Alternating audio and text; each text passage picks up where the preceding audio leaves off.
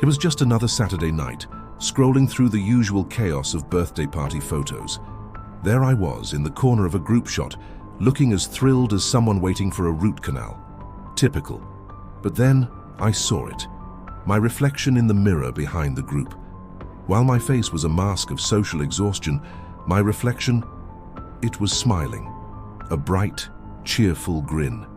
I blinked, zoomed in, and then shrugged it off. Must be some weird new filter, or a strange lighting trick. Phones do crazy things these days, right? I swiped to the next photo, same thing. Me looking bored. My reflection beaming like it had just won the lottery. I laughed it off, blaming it on my friend's cheap photo editing app. It had to be a glitch. A simple, harmless glitch. The next day, a few of us were hanging out on campus. My friend Chloe insisted on a group selfie to commemorate our epic study session, which was really just us procrastinating with coffee. "Everyone smile," she chirped. I forced a half-hearted twitch of my lips, but I knew it wouldn't look convincing. The flash went off. Chloe immediately started laughing as she looked at the screen. "Mia, what are you doing? That's so creepy," she said, turning the phone towards me. There we all were, squinting in the afternoon sun, and there was my reflection in the polished glass of the library window behind us. It wasn't just smiling this time.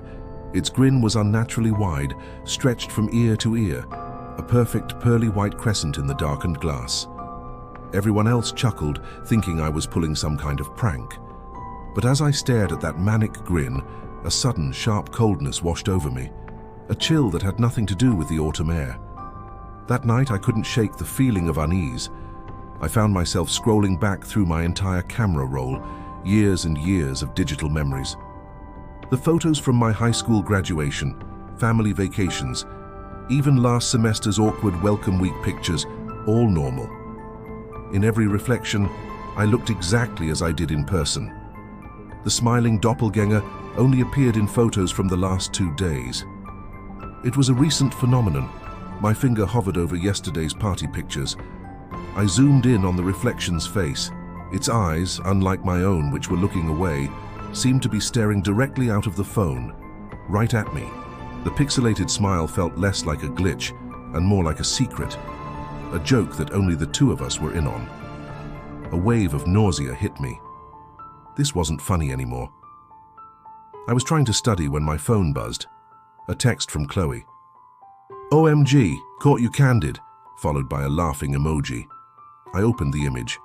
It was a picture of me from earlier, my back turned to the library window as I packed my bag. I wasn't facing any reflective surface at all, but there, in the glass, was my reflection.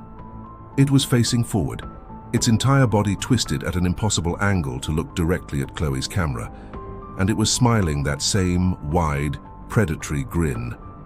My blood ran cold. It wasn't just copying me with a different expression anymore, it was moving on its own. It knew when the camera was on it, even when I didn't. My hands started to shake. I quickly deleted the photo, as if that could somehow erase the image seared into my brain. Sleep offered no escape. I found myself in a dream, standing in a stark white room, the kind you see in modern art galleries. The only thing in the room was a large, ornate mirror. I walked towards it, my footsteps echoing in the silence. My reflection mirrored me perfectly, just as it should. I sighed in relief, but then, as I lifted my hand to touch my face, my reflection's hand moved a fraction of a second faster. It stopped just before its fingers met its cheek. It leaned closer to the glass, its smile now just a faint, knowing smirk. A whisper slithered out of the mirror, a sound like dry leaves skittering across pavement. It wasn't my voice, but it was meant for me. "You should smile more," it hissed. I woke up drenched in sweat, my heart pounding against my ribs like a trapped bird. That was it. I was done. No more pictures. I told my friends my phone camera was broken. I dodged every attempt at a group photo, ducking out of frame or covering my face. For a few days, it worked. The silence was a relief. The gnawing anxiety began to fade. I started to feel like myself again. Then the notifications started. A tag on Instagram. It was a photo from a party I hadn't even gone to. I scanned the crowd, and there in the background, peeking from behind a doorway, was my face, smiling. Another tag, this time from a complete stranger, a tourist's photo of the campus clock tower. And there I was, a small figure walking in the distance, my head turned to the camera, my face split by that awful, familiar grin. It was finding other ways to be seen. It didn't need me anymore. Panic set in, hot and suffocating. I couldn't breathe, it was everywhere. How could I escape something that wore my own face? In a fit of terror, I grabbed a textbook from my desk and hurled it at the full-length mirror on my dorm room door. The glass exploded in a spiderweb of cracks before shattering onto the floor. I grabbed my desk lamp and smashed the small vanity mirror on my dresser. My roommate, woken by the crash, sat bolt upright in her bed, her eyes wide with fear. "Mia! What are you doing?" she screamed. I didn't answer. I just stood there, panting, staring at the glittering shards on the carpet, and in one triangular piece of broken glass, no bigger than my thumb, a tiny version of my reflection stared back. It lifted a hand and gave a slow, deliberate wave. This thing, this copy, it was living in the digital world, a world I had willingly fed with my own image. I had to cut it off. I grabbed my phone, my fingers fumbling as I navigated to my social media accounts. Deactivate, delete, confirm. One by one, I erased my online presence, hoping to starve the creature, to pull its stage out from under it. My accounts vanished into the ether. For a moment, there was a blissful, absolute silence. Then, my phone buzzed. A single notification glowed on the dark screen. It was from my own now deleted account. "Your profile picture has been updated." My thumb trembled as I tapped it. The screen filled with a new photo. It was me.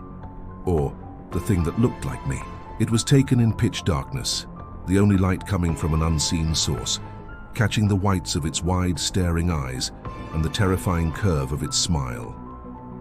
There was only one mirror left, a small decorative one hanging in the common area of our dorm suite. I knew I had to face it. I walked out of my room, my heart a leaden weight in my chest.